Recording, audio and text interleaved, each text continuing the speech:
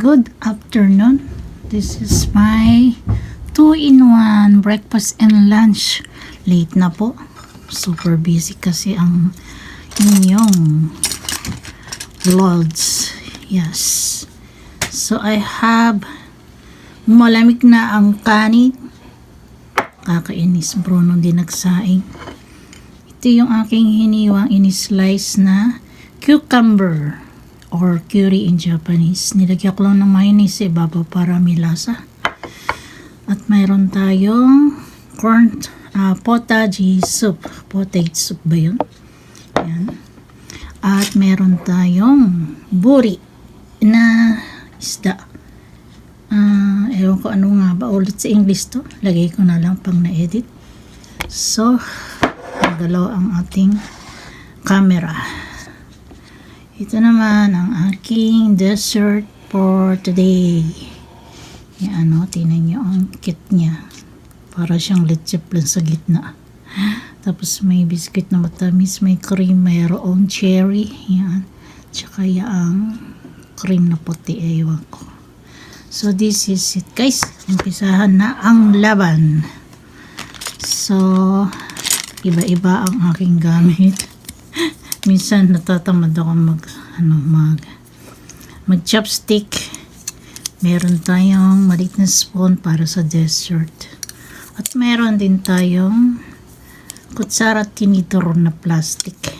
Ayaw ko kasi nung stainless kasi pag nadidinig ko ng tunog nun ang akin tiyan, parang parang hindi ko alam, allergic ako, ganun.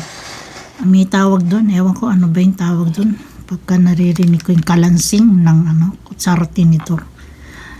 Nalimutan ko na ano ba yung tawag doon, yung parang sumasama ang pakaramdam ko ng aking sikmura ng tiyan, ng ewan. So higop muna tayo guys ng sopas.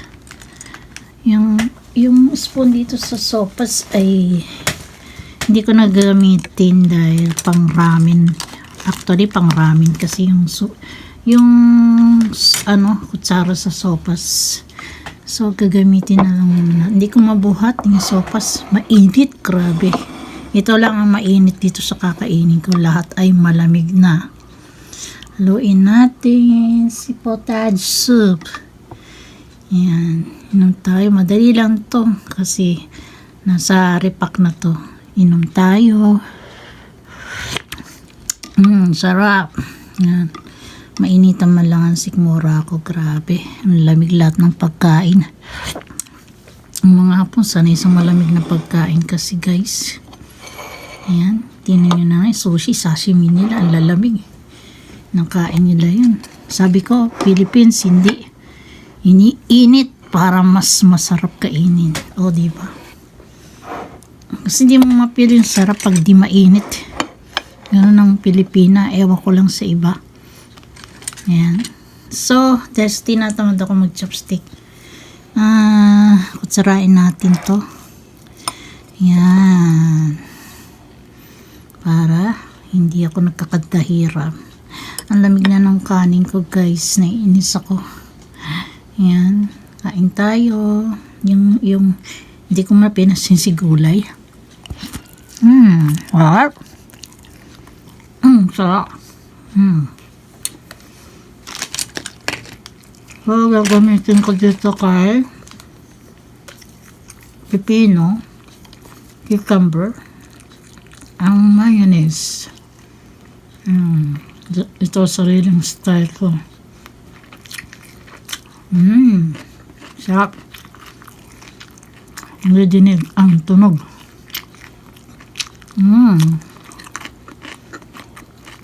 Sarap. Wala kasi akong makitang biniling gulay ni Bruno. Naghalongkat ako sa loob ng rep. At ito ang aking nakita.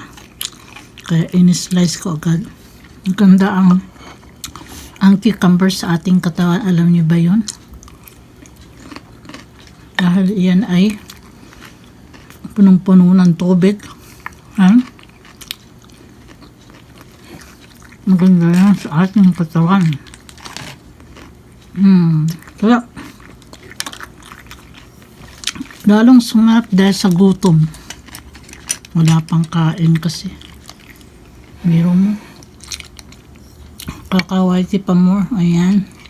Nabot na ako ng ganitong oras. Yung nilabang ko doon, sasampay ko pa.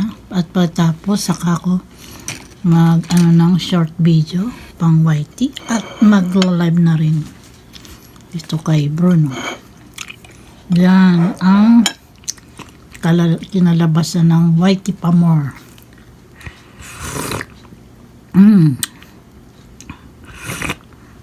Ang sarap. At lagi ako naglalagay ng tubig sa rep kahit malamig dito sa Japan. Masarap pa rin inumin ang cold water. Yan. Hindi ko tinatapon yung nire-reserve ko lagi yung pet butter kahit anong bili na soft drinks. Nire-reserve ko yan kasi ginagawa ko na siya. Hindi na ako bumibili kasi sayang lang pera. Yan na rin ang ginagamit ko para sa aking cold water. O diba? Malaki ang nagagawa ng ng hindi nagtatapon. Actually, sa atin, sa Pilipinas, nabebenta yun, diba? Dito naman, pinagsasama-sama ang mga sa aking pagkain at sa kumakain dyan. Kasi, alam niyo na, ang Japan, pinaghihiwa-hiwalay ang mga basura. Sama-sama yung mga pet butter sa isang plastic. At yung mga lata rin, iba rin ang plastic nila. At yung mga ganito, iba rin ang plastic niyan. Yung mga papel, iba rin ang plastic. Saka mga bote, syempre. Iba rin ang plastic nun. At may araw ng pagtapon dito ay every Monday and Thursday only. Sa mga basura namin. Pero sa bote, pet butter, data, may iba't ibang araw din sila. Hindi ko na-memorize. Si Bruno kasi nagtatapon. Inom na ako ng tubig. Super uhaw.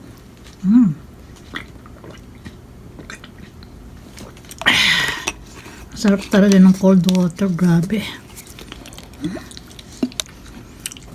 Diyos ko, parang hahaba yata ito. Kakapaliwanag ko rito. Pakita ko na sa inyo yung dessert ko. Kaso pag kinain ko na to, nakakawalan ng gana. Pakita ko lang ng matitigan nyo kung anong klaseng dessert to. Yan. Patayin ko muna to para pagkakainin ko ng dessert, saka ko kukunan. Sige, mag-part 2 tayo. After nito, isunod ko na si dessert pagtapos kong kumain. Ayan guys, sa wakas natapos ko na rin ang pagkain ko. So, papakita ko lang po sa inyo itong dessert ko. Ayan. Ganyan po siya. Kulay niya, ito cherry yan. Cherry yan na parang gelatin, na parang may leche plan, tapos may biscuit. Tapos yung cream, white cream parang sa cake. Sa cake. Umpisahan na natin. Hindi na natin patagalin kasi baka umaba ang ating video. Kain po tayo guys. Nabot na ako ng anong oras na. Magti-3 na po. Iinom pa ako ng gamot ko yung pang umaga. Hindi na nasusunod sa oras. Maasim-asim. Itong parteng ito maasim-asim. Kasi cherry nga siya eh. Maasim-asim po siya pero masarap. Sa isa na kayo dito may tinta oh. Ang sarap. Ano itong nasa ibabaw? Ayan oh. Yun pala ang maasim yung nasa ibabaw. Kaya balance siya. Hindi lang siya yung matamis, may maasim. Ito, tikman natin. Biscuit nga siya. Masarap. Malinamnam. Gelatin. Ayan. Ito sa ilalim nito. Para ba siya yung cake na merong esponja sa ilalim. Ayan, oh. Bueno guys, hanggang dito muna lang po. Hindi ko na patatagalin ang video. Thanks for watching to my live. To my premiere. Thank you so much sa inyong lagi yung pagsuporta. Lagi pasensya na kasi para lang sa revenue, diba? Kaya lagi po ako nagpi-premiere. Pasensya na po, naaabala po kayo parati, ha. Sana ay maintindihan nyo. Ayan. Talagang nangangailangan. Wala kasi tayong sweldo. Hindi ko na nainom si coffee ko. Ayan, inaasahan nating kikitain dito. Kasi wala naman tayong trabaho. Tambay po dito sa bahay. Kasi nga mayroong sakit na lifetime. Kaya continuous yung aking check-up sa hospital. Under observation pa din hanggang sa ako ay siguro mawala na dito sa mundong ito. Okay, thank you so much. God bless to everybody. I love you all. Bye-bye na po. Bye-bye. Bye-bye. Thank you po. Love you all. God bless to everyone.